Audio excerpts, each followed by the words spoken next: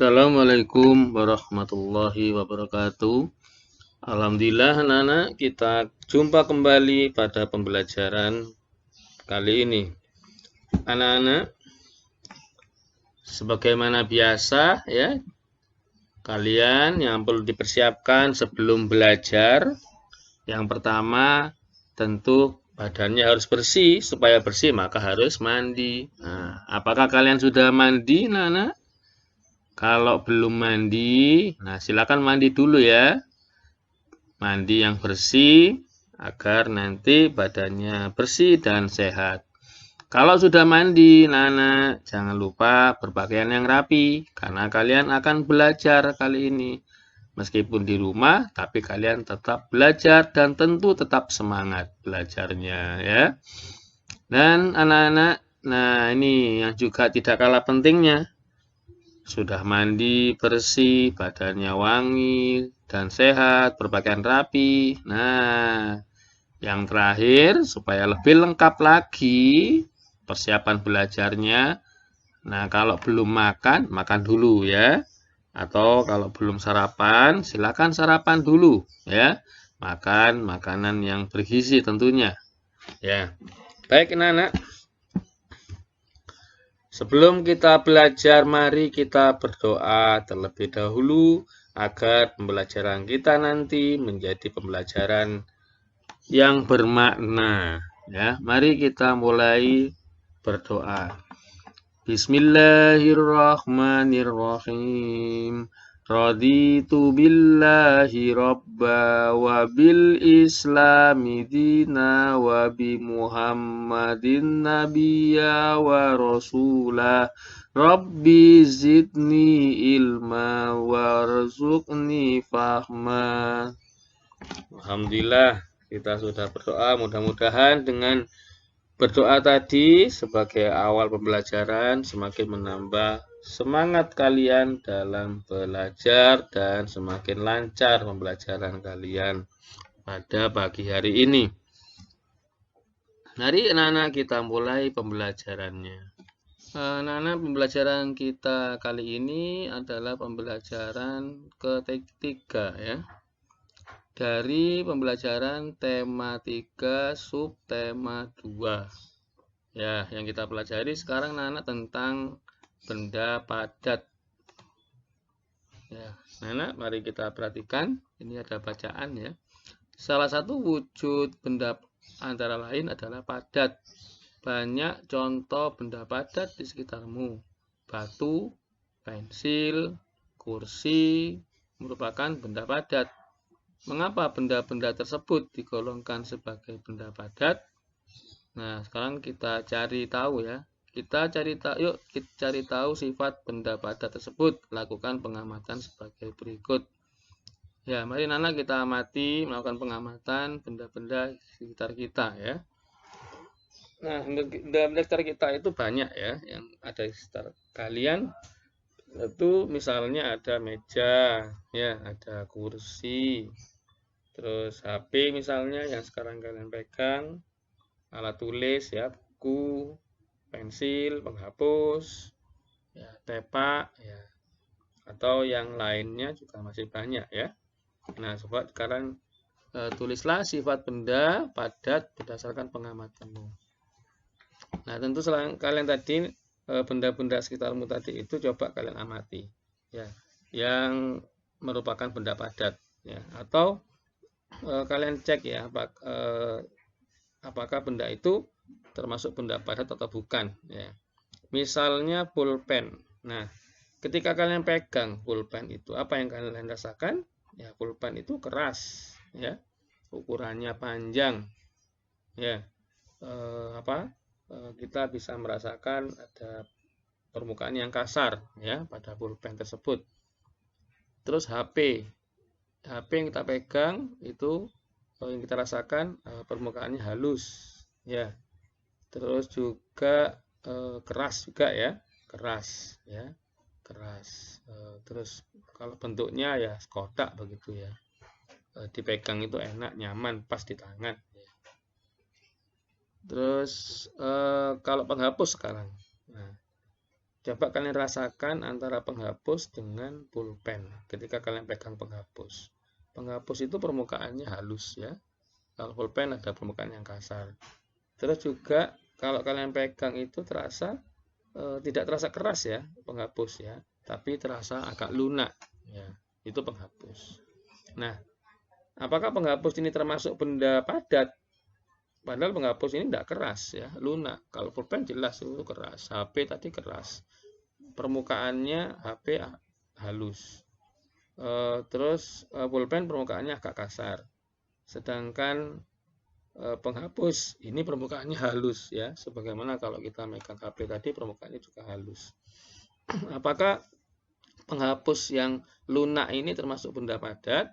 Ya, mari kita amati ya. Benda-benda yang tadi sudah kita sebutkan atau benda yang lunak yang lain ya, misalnya plastisin ya. Kalau kalian punya plastisin atau disebut juga malem, biasanya dikenal sebagai malem, itu kan mudah dibentuk ya.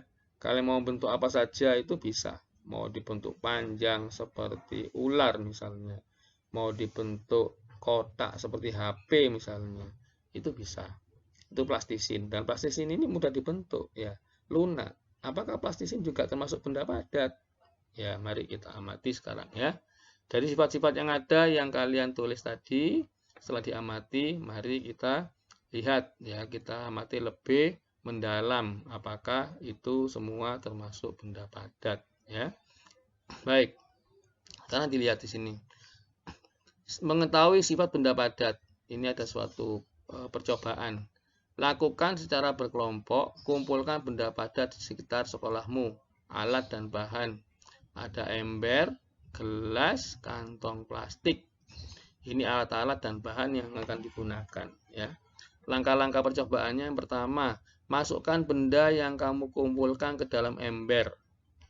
Kalian tahu ember anak ya? Ember biasanya digunakan untuk tempat mengisi air atau menyimpan air ya. Kalau ibu kalian nyuci atau kalian juga ikut bantu mencuci, nah biasanya sering menggunakan ember ya. Tapi ember fungsinya tidak hanya itu, juga bisa berfungsi yang lain. Kemudian ke dalam gelas dan terakhir ke dalam kantong plastik ya. Tadi benda itu yang kamu kumpulkan di dalam ember, juga dikumpulkan dalam gelas, juga dalam kantong plastik ya. Benda-benda yang kamu kumpulkan, misalnya kalian pulpen misalnya, yang cukup ya, yang bisa dimasukkan plastik, atau buku. Nah, kalau buku tentu dimasukkan ember saja. Kalau pulpen bisa dimasukkan plastik, penghapus, nah bisa dimasukkan gelas ya. Nah, kalau buku dimasukkan gelas tidak cukup, nanti dimasukkan ember saja, tempatnya biar agak luas, yang mencukupi. Berikutnya yang kedua, catatlah hasil percobaanmu dalam tabel di bawah ini. Nah, baik anak, kita perhatikan sekarang. Tadi ada pensil ya, pensil. Bentuknya berubah sesuai tempat. Apakah pensil ini ketika diletakkan dalam ember bentuknya berubah? Ternyata tidak ya. Ya, disilang karena tidak. Bentuknya tetap walaupun tempatnya berubah. Ya, telah dimasukkan ember, terus dimasukkan ke dalam gelas. Terus dimasukkan lagi dalam plastik. Apakah bentuk pensilnya berubah? Atau ukurannya berubah? Ya, tentu ternyata tetap ya. Berarti bentuknya tetap ya. Berarti pensil ini dimasukkan di tempat mana saja bentuknya tetap ya. Terus dapat digenggam. Apakah pensil dapat digenggam? Iya, ternyata dapat digenggam ya. Terus berikutnya tidak dapat digenggam. Oh, ternyata tidak dapat digenggam. Baik. Tadi ada plastisin ya. Coba sekarang plastisin. Kita pasang nomor 2, plastisin. Pertanyaan pertama, bentuknya berubah sesuai tempat. Plastisinya kita letakkan ember. Ya. Apakah bentuknya berubah? Ternyata tidak ya, tetap. Kita masukkan setelah di ember tadi bentuknya berubah tidak ya. Apakah bentuknya tetap walaupun tempatnya berubah? Nah, setelah kita masukkan ember, masukkan gelas, kita masukkan plastik, bentuknya plastisin tetap ya. Plastisin yang lunak tadi itu ternyata bentuknya tetap. Apakah plastisin bisa dipegang? Iya, ternyata plastisin bisa dipegang.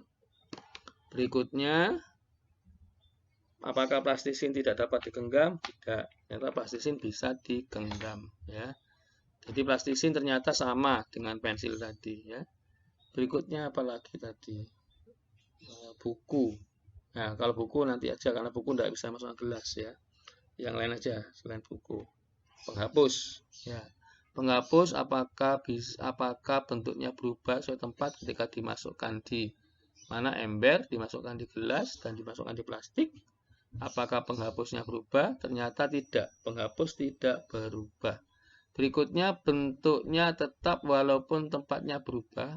Iya, bentuknya tetap ya, dimasukkan di ember, tetap, bentuknya dimasukkan di gelas, tetap, dimasukkan di plastik juga tetap. Terus, dapat digenggam? Iya, dapat digenggam. Tidak dapat digenggam? Tidak. Nah, tidak dapat digenggam. Tidak dapat digenggam ya tadi itu tidak ya, berarti bisa digenggam. Berarti sama. Pensil memiliki sama sifatnya sama ya dengan tadi ada plastisin, ada penghapus. Nah, silakan dengan benda yang lain ya, silakan dicoba. Buku sekarang. Tadi buku kita masukkan ember, tetap ya. Kalau kita masukkan gelas, ya, bagaimana bentuknya?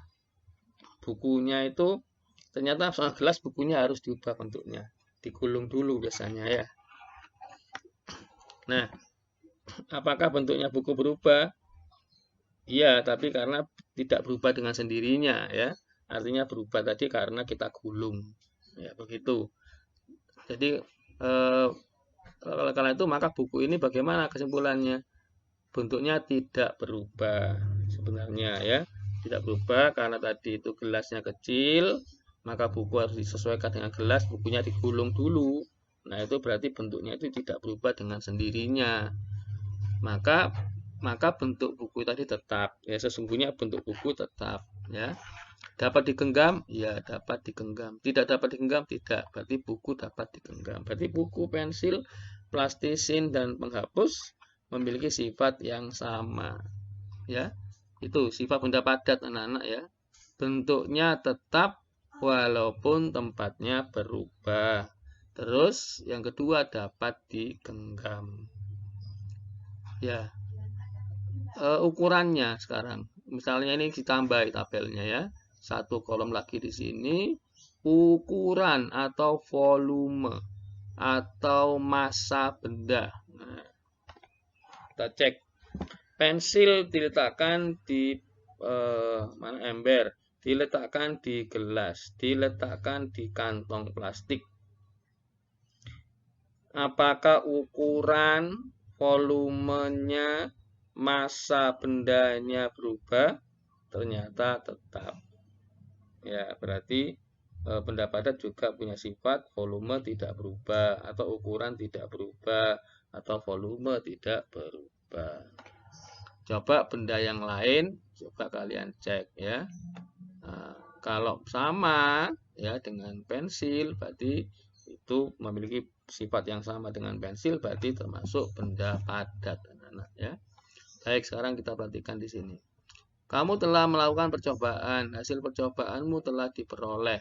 Dapatkah kamu menyimpulkan sifat benda padat? Benda dapat mempunyai sifat apa tadi? Yang pertama, bentuk tetap. Ya, walaupun tempatnya berubah.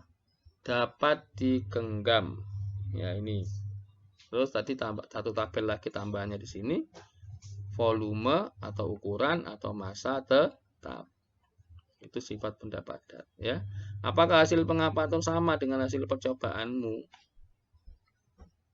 Hasil pengamatan tadi yang telah sebelum dicoba tadi, kita amati, bisa dipegang, iya, keras, iya. Terus bentuknya tetap ya, tidak berubah ya. Iya, berarti apa? Berarti pengamatanmu sama dengan hasil percobaannya. Nah, berikutnya anak-anak, sebutkan benda yang digunakan untuk mengukur jarak dari rumahmu ke sekolah. Dari rumahmu ke sekolah. Itu pasti akan membutuhkan alat ukur yang panjang, ya kan? Ya, membutuhkan alat ukur yang panjang. Kira-kira apa alat ukur yang digunakan? Ya, kita sudah mengenal ya, ada alat ukur namanya roll meter. Ada meteran saku, ada namanya meteran pita. Nah, kira-kira mana yang akan kita pakai? Kalau kita pakai meteran pita tentu kurang panjang. Pakai roll meter juga bisa jadi juga kurang panjang, ya. Karena jaraknya antara rumah dan sekolah tentu cukup jauh, ya. Yang paling cocok, paling tepat tentu menggunakan roll meter. Kenapa? Karena roll meter ini ukurannya lebih panjang dari roll meter, yang roll meter hanya 15 meter panjangnya. Tapi kalau roll meter bisa sampai ratusan meter. Nah, berarti yang paling mudah menggunakan roll meter, ya. Berapakah jarak yang ditempuh dari rumahmu ke sekolah? Kamu dapat bertanya kepada orang tuamu, ya. Bisa nanti ditanya orang tuanya, oh panjangnya dari rumah ke sekolah, ya bisa nanti diukur, ya. Ukurnya pakai apa? Ya bisa macam-macam. Tapi orang tua pasti bisa mengira-ngira, karena orang tua sudah lebih mudah untuk mengira-ngira. Oh, kalau sini ke sekolah itu biasanya kira-kira sekitar 2 meter, begitu biasanya. Bisa mengira-ngira kalau orang tuamu, ya, karena sudah tentu lebih bisa, ya, untuk memastikan ukurannya. Nah, di sini ada rumah Dayu, ya. Rumah Dayu berjarak 6 km dari sekolah. Jarak dari sekolah ke pasar 7 km. Berapa jarak yang tempuh Dayu dari rumah ke pasar? Nih. Rumah Dayu berjarak 6 km ke sekolah. Ini rumah Dayu. Ketika akan ke sekolah itu jaraknya 6 km, ya. Dari jarak 6 km dari sekolah. Jarak dari sekolah ke pasar 7 km. Nah, dari sekolah ini menuju ke pasar butuh jarak 7 km. Berarti jarak yang ditempuh Dayu dari rumah ke pasar, berarti dari rumah ke pasar ini melewati sekolah, yaitu dari rumah ke sekolah dulu 6 meter, terus dari sekolah ke pasar 7 km. Maka ini jaraknya dari rumah Dayu ke pasar, berarti jarak dari rumah Dayu ke sekolah ditambah jarak sekolah ke pasar, menjadi 6 km ditambah 7 km sama dengan 13 km. Ya, sekarang ini perhatikan soal latihan, ya. Udin dan Benny akan berlomba lari. Jarak yang akan ditempuh 350 meter. Anak-anak perhatikan ini menggunakan ukuran meter, ya. Kalau ini apa ukurannya? Ini ukurannya kilometer, ya. Ini kilometer semua. Yang ini menggunakan ukuran meter, ya.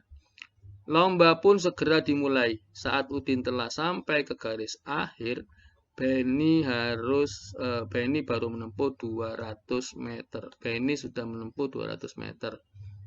Sedangkan jarak yang ditempuh itu adalah berapa? 350 meter. Nah, Benny sudah menempuh 200 meter. Berarti Benny sudah berjalan, Benny sudah berlari sejauh 200 meter. Berapa meter sisa jarak yang harus tempuh Benny sampai ke garis akhir? Nah, kalau sisa, menanyakan sisa, itu berarti menanyakan selisih, ya. Menanyakan selisih, menanyakan sisa berarti menanyakan selisih. Selisih itu berarti menghitungnya dari angka yang terbesar. Ini ada 350 dengan 200 meter. Mana yang angka yang terbesar? Adalah 350 meter. Karena sisa atau selisih berarti yang besar ini, yang lebih panjang ini jaraknya dikurangi jarak yang sudah ditempuh oleh Benny. Karena jarak tempuh Benny lebih kecil, ya. Berarti yang besar dikurangi yang kecil, itu menanyakan sisa. Berarti 350 meter dikurangi 200 meter, ya. Nah, nanti bisa tulis cara mengerjakannya di sini. Berikutnya, jarak rumah Edo ke sekolah. 250 meter dari rumah Edo ke sekolah. Jarak rumah Siti ke sekolah 4.740 meter. Berapa meter perbedaan jarak rumah Siti dan Edo dari sekolah? Ini dari sekolah ya. Ini jarak rumah Edo ke sekolah. Ini jarak rumah Siti ke sekolah. Karena ditanya perbedaan, maka perbedaan sama dengan sisa. Ya, sama. Perbedaan itu sama dengan sisa. Yaitu apa? Selisih. Nah, selisih berarti yang banyak dikurangi yang sedikit. Nah, 2.500 dengan 4.740 banyak mana? Nah, tentu banyak 4.740. Ya.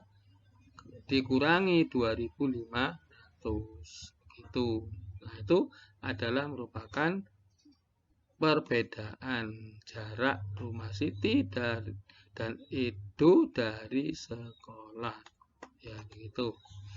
Baik, nomor 3 sekarang anak-anak.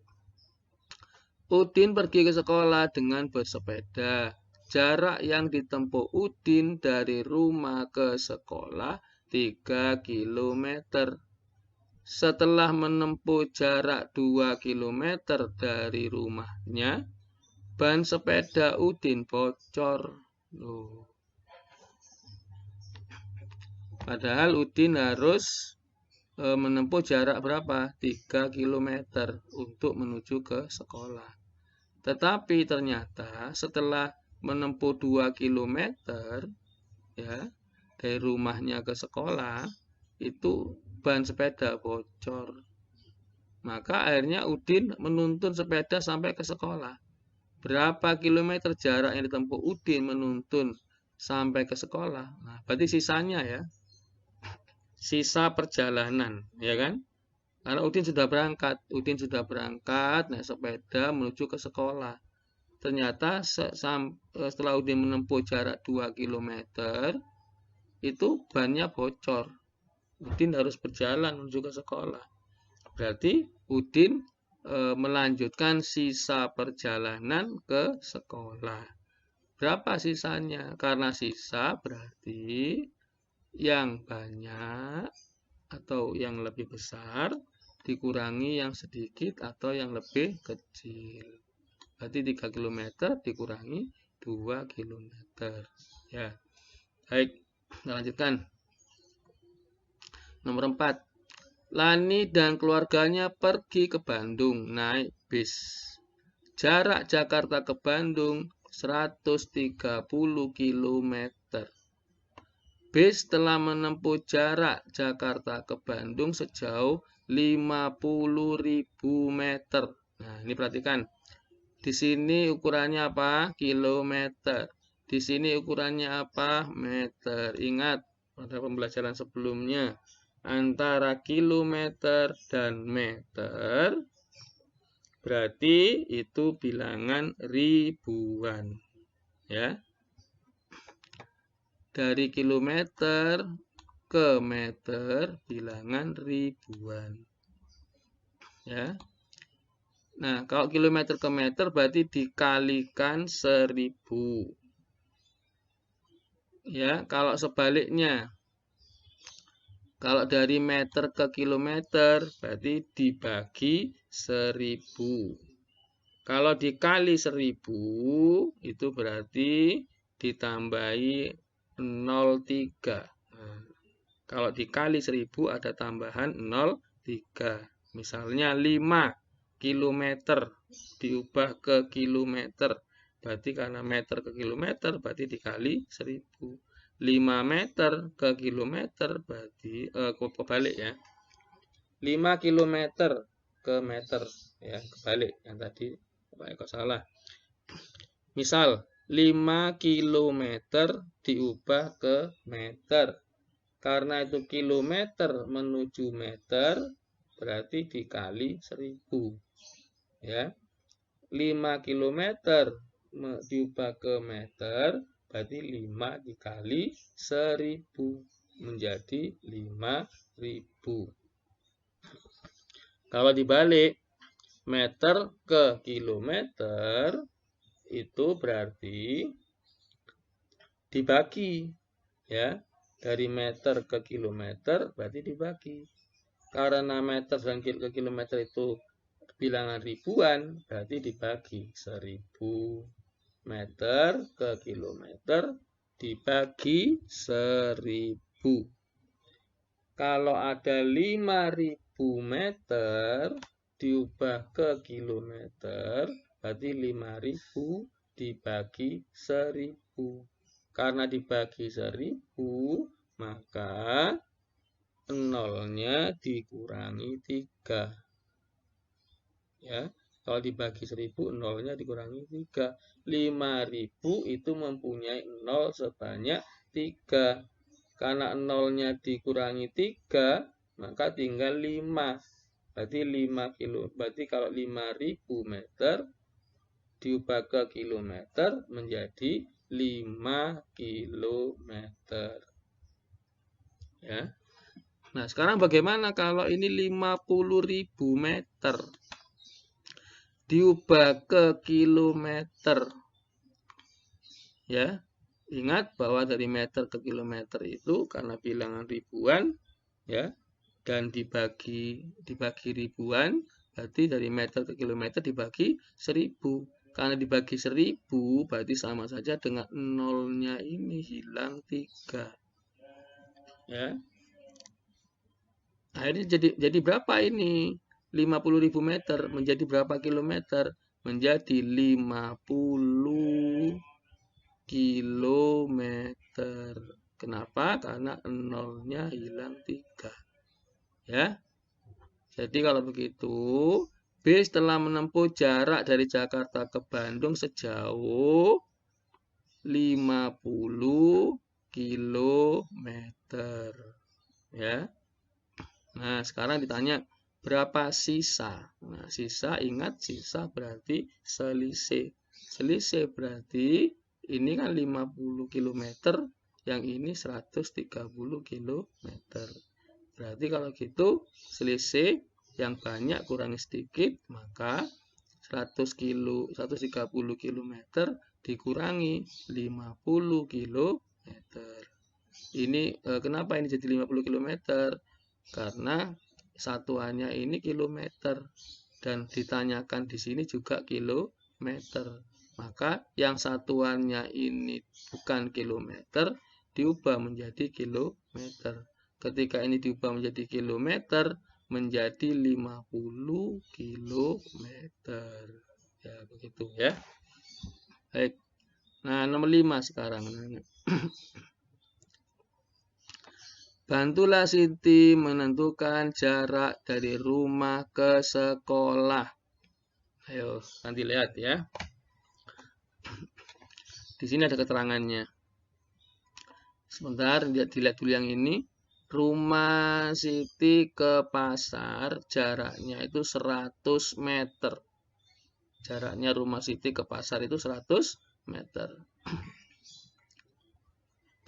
Nah, jarak rumah Siti ke sekolah 3 kali.